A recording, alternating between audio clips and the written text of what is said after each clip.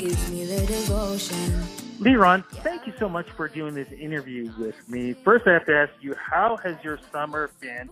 There are so many crazy things going on. For folks who are listening to this whole interview on Rudy Blair Entertainment Media, when we originally were going to be talking, I thought you were supposed to be part of a showcase that I was supposed to be hosting. You corrected me going, no, I'm just talking about my new hit song, Pina Colada, that's happening. Either way, You're making the summer happening. How does it feel, though, having a great song out, Pina Colada, and representing what summer is supposed to be all about? I mean, it feels great. My last single was 2 years ago, which is a really long time to wait to create music.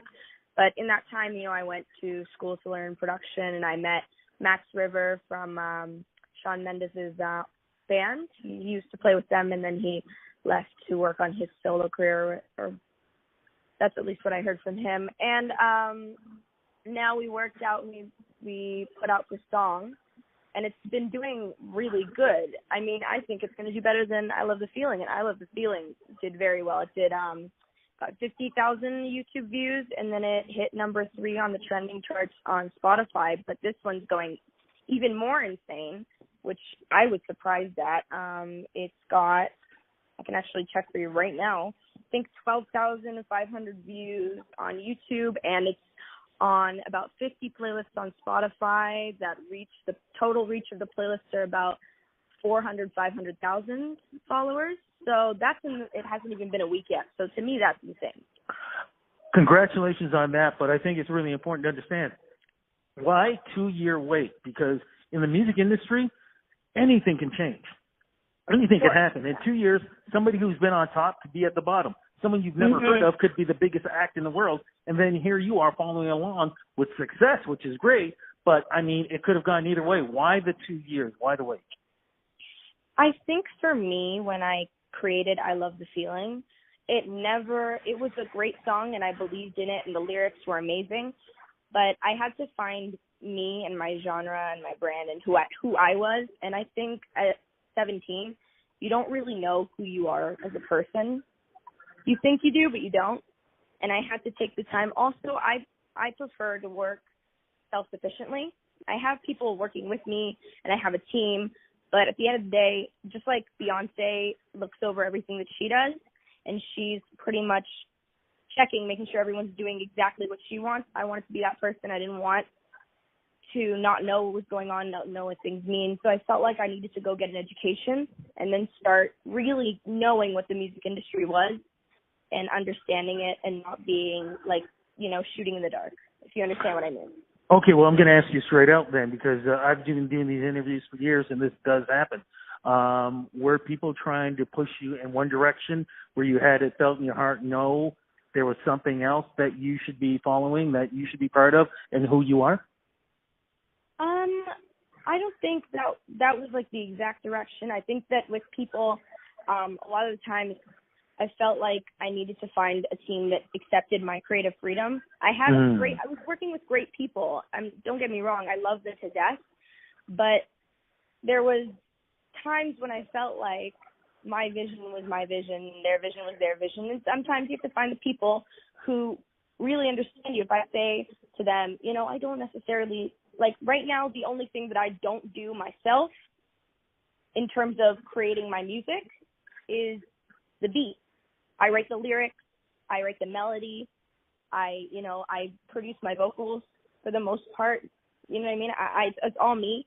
And I feel like if I were to say to someone, I don't like this particular beat, I don't think it matches who I am, they'd need to take that and work towards creating something that is more me and understanding me versus getting upset about it. Do you understand what I mean? Oh, no, absolutely understand that. Now, for a young person like yourself, that's a big risk to take because there could have been a backlash. What do you think worked for you? Why were you able to take those steps to be able to stand on your own? Good question. I think that when it comes to the music industry now, a lot of things that are happening are by people who are very self-sufficient and they know what they need. And even back when, looking at Beyonce, Russ, Chance the Rapper, they're all working from themselves, working their asses off and, doing what they can to make sure that they're doing it. And you don't take care of yourself and you don't have people you can trust, it's like taking care of you. It's like it's so easy to get misled and become something that you're not. And I don't want to be that. So when you were looking for your sound, how did Pina Colada become your sound? See, my sound is pop. It's not pop EDM or pop R&B. It's pop. I have a few songs that are pop R&B coming out that are very different from Pina Coladas, but I think with my sound, it's more so, I love all genres of pop, but it was more so empowerment for women.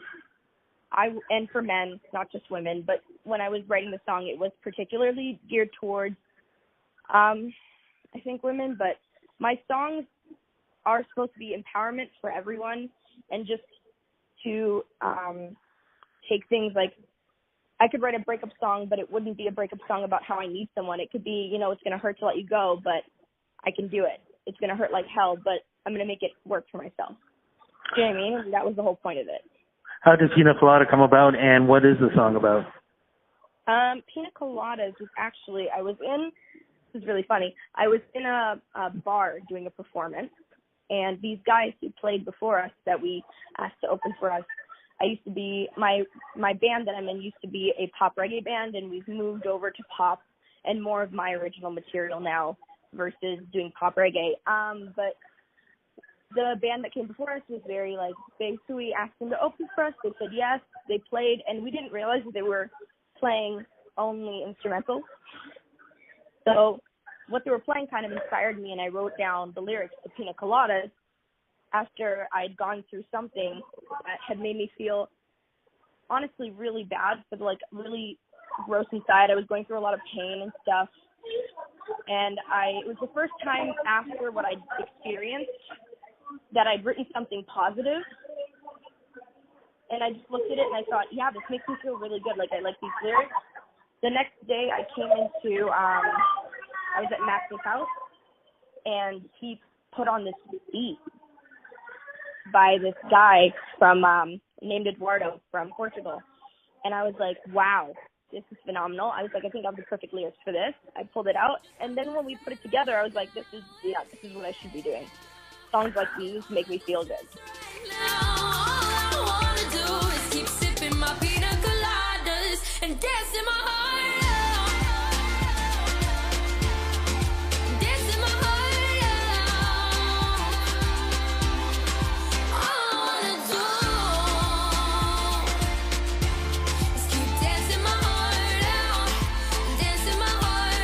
But I'm still curious on one thing. I mean, it's a great story, but the word Pina Colada. Now, the reason why I'm saying that is because Pina Colada is my summer drink. I'm an old guy, and I know people make fun of me on that, but I still love having a Pina Colada. I've got to have one. Why that particular word or words? I think that Pina Coladas to me is just what I envision when I think summer. I'm not a drinker. Just personally, I'm not an alcohol fan, and I don't even like coconut, so I doubt that I would like Pina Coladas, but I really, really think that when I think of summer, I think Pina Colada in a pineapple with a straw and those little, the little umbrellas. So I thought that was perfect. And you're absolutely right on that. But how does it feel, though, when you have a summer song? I mean, let's face it. You can release music in the fall. You can release music in the winter and spring. But there's something about having a summer anthem that just brings back memories for people. Because think about this, 20 years from now, people are going to have a memory of something they did, whether it be wherever they were.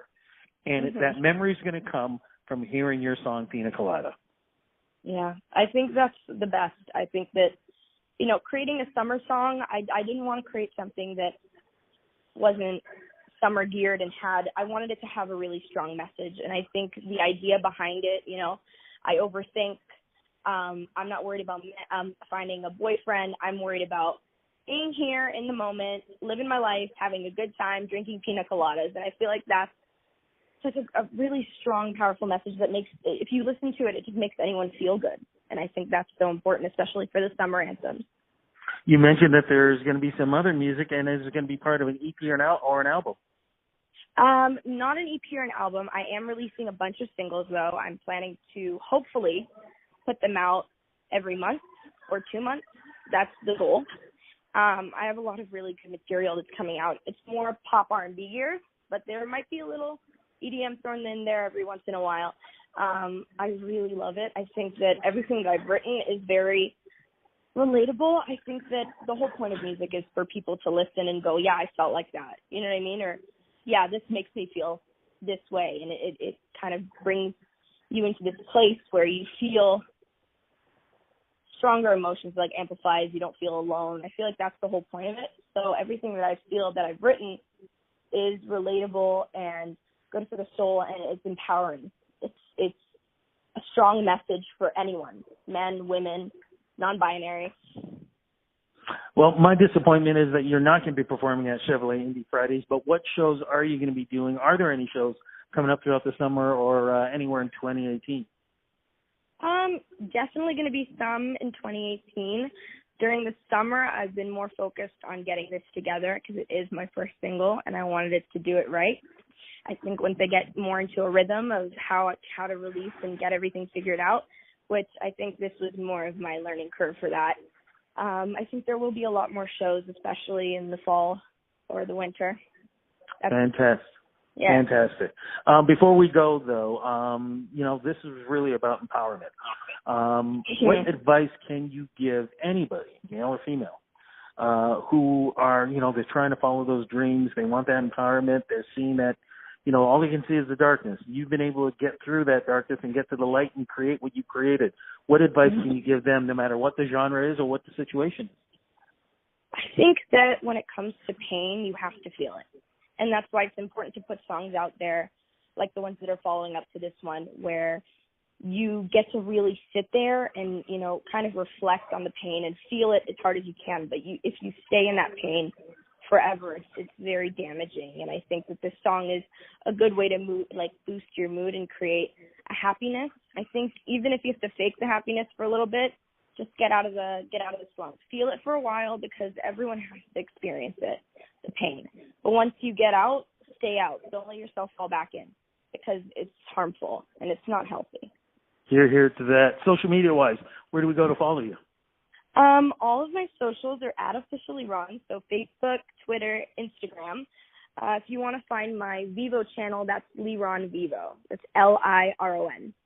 Fantastic. Thank you so much for this interview. Congratulations on the new hit single. Thank you for the summer anthem. But more importantly, I'm looking at what you're going to be doing in the fall, and definitely what's going to happen with you in 2019. Thank you so much. I love sipping Pina Coladas by the ocean.